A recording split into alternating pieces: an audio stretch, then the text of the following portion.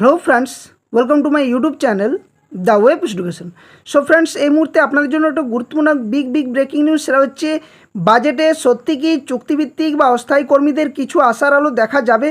কোন কোন চুক্তিভিত্তিক বা অস্থায়ী কর্মীদের কথা উঠতে চলেছে রাজ্য বাজেটে, এবং আমাদের রাজ্যে কত চুক্তিভিত্তিক কর্মচারী রয়েছে এবং তাদের যে তালিকা, সে সম্পূর্ণ ডিটেলস তথ্য আপনার সামনে এই ভিডিওর মধ্যে শেয়ার করব। তো সকলেই ভিডিওটা শেষ পর্যন্ত দেখুন, এবং যারা চ্যানেল নতুন ভিউয়ার্স হয়েছেন অবশ্যই বলবো চ্যানেলটি সাবস্ক্রাইব করে পাশে থাকা বেল নোটিফিকেশন করবেন।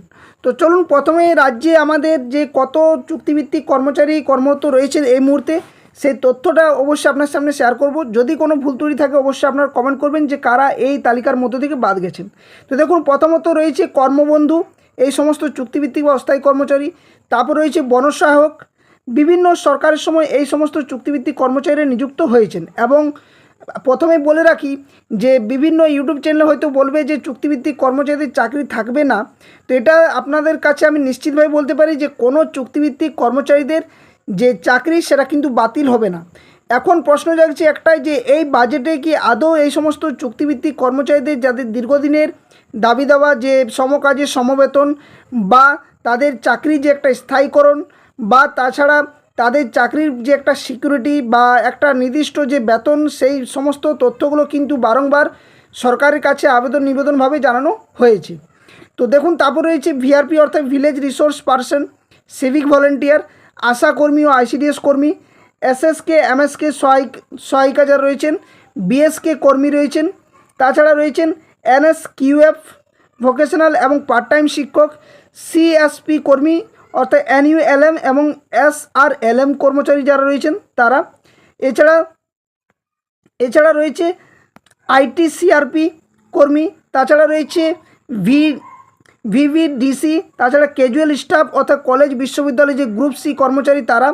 এছাড়া রয়েছেন যে সমস্ত কর্মচারী তারা হচ্ছেন জিপি ওয়াটার ফেসিলিটার অ্যান্ড এইচএমভি। এছাড়া রয়েছে মিটার রিডার ও অস্থায়ী সুইপার। তাছাড়া রয়েছে ড্রেনেজ কর্মী ও এজেন্সি স্টাফ অর্থাৎ পৌরসভাতে। তাছাড়া রয়েছে ট্রান্সপোর্ট ও পরিবহন কর্মী। এছাড়া রয়েছে ডাটা প্রসেসিং পার্সোনাল যারা রয়েছেন তারা। এছাড়া রয়েছে প্রাণীবন্ধু, প্রাণীমিত্র এবং এআই ওয়ার্কার। এছাড়া রয়েছে হোমগার্ড, আইসিটি শিক্ষক। এছাড়াও রয়েছে সরকারি চুক্তিভিত্তিক বাস কন্ডাক্টর, এনএইচএম কর্মী ও সিএইচএ কর্মচারীরা। তাছাড়া চুক্তিভিত্তিক ফার্মাসিস্ট, পাম্প অপারেটর এবং ল্যাব ওয়ার্কার। এছাড়া রয়েছেন এসএইচজি কোঅর্ডিনেটর এবং রয়েছেন, তারপরে নেক্সট রয়েছে যেমন গেস্ট টিচার অর্থাৎ যে সমস্ত গেস্ট টিচাররা থাকেন সেই গেস্ট টিচার। তাছাড়া রয়েছেন জিআরএস অর্থাৎ গ্রাম রোজগার সহায়ক রয়েছেন, হোমিওপ্যাথিক ডাক্তার ও সিসিডি অর্থাৎ পঞ্চায়েতে যেগুলো থাকেন, hospital O&M casual staff and academic supervisor. এছাড়া আয়ুর্বেদিক মেডিকেল অফিসার এবং রয়েছেন জুনিয়র ইঞ্জিনিয়ার, যেখানে এগ্রিমেন্ট যারা রয়েছেন, বা mechanical and civil water resources investigation এবং ডেভেলপমেন্ট ডিপার্টমেন্টের তরফ থেকে। এছাড়া পার্শ্ব শিক্ষক অর্থাৎ প্যারা টিচার যারা। তাছাড়া contractual group C and group D, public health ডিপার্টমেন্টের পাম্প অপারেটর, এই সমস্ত কর্মচারী রয়েছেন। তো দেখুন, এই সমস্ত কর্মচারীদের দীর্ঘদিনের যে দাবি দেওয়া সেটা হচ্ছে তাদের সমকাজে সমবেতন বা চুক্তিভিত্তিক যারা কাজ করছেন তাদের একটা স্থায়ীকরণ। এই দাবিগুলো বারংবার কিন্তু উঠছে। তো আগামী 22শে জুন দেখুন, নবান্নে বৈঠক রয়েছে আগামী 22শে জুন।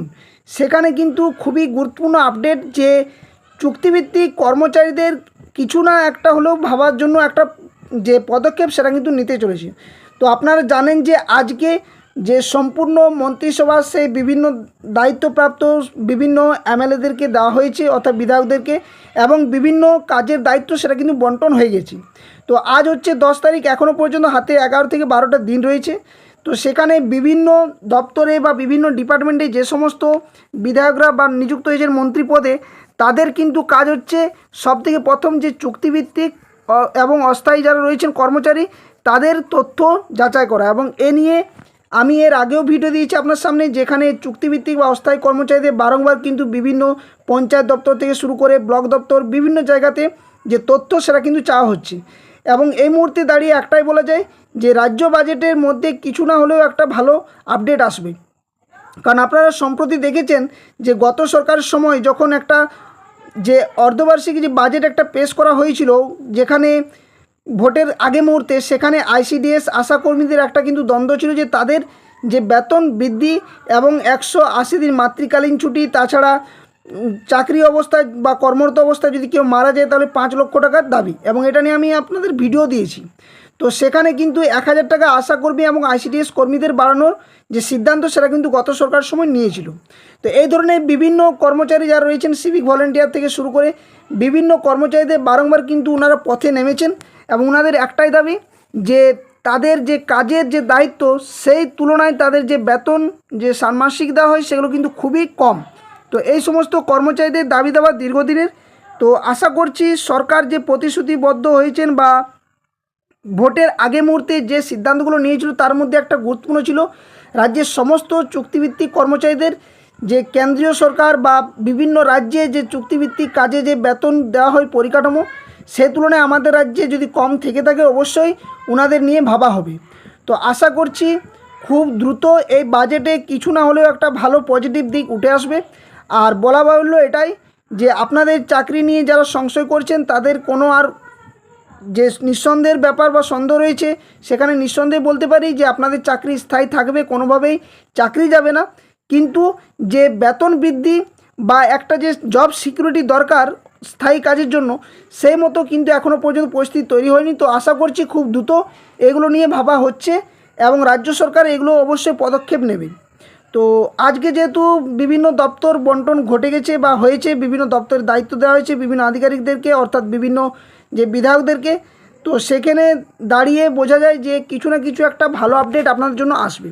তো খুব দ্রুত কিন্তু এই নিয়ে বিভিন্ন যে প্যারা টিচার রয়েছেন বা আরও বিভিন্ন যে এসএসকে এমএসকে যে সমস্ত শিক্ষক শিক্ষিকা যারা রয়েছেন যুক্ত, ওনারাও কিন্তু দীর্ঘদিন ধরে কাজ করছেন এবং ওনাদের যে দাবি দেওয়া বারংবার কিন্তু কলকাতার রাজপথে থেকে শুরু করে বিভিন্ন জায়গাতে বিভিন্ন আধিকারিক দপ্তরে গিয়েছেন। তো ওনাদের যে দাবি দেওয়াগুলো অবশ্যই কিন্তু রয়েছে। খুব দ্রুত কিন্তু আপনাদের জন্য কিছু ভালো খবর আসতে চলেছে। তো এই পজিটিভ দিকটা কিন্তু মাথায় রাখুন এবং খুব দ্রুত আপনাদের বাজেটে কিছু না কিছু একটা যে আশার আলো আশা করছি দেখা যেতে পারে। তো এইটুকুই ছিল আপনাদের সামনে সম্পূর্ণ আপডেট। 22শে জুন যে রাজ্য বাজেট পেশ হচ্ছে সেখানে অবশ্যই কিছু না কিছু চুক্তিভিত্তিক কর্মচারীদের নিয়ে যদি ভাবা হয় অবশ্যই ভালো জিনিস।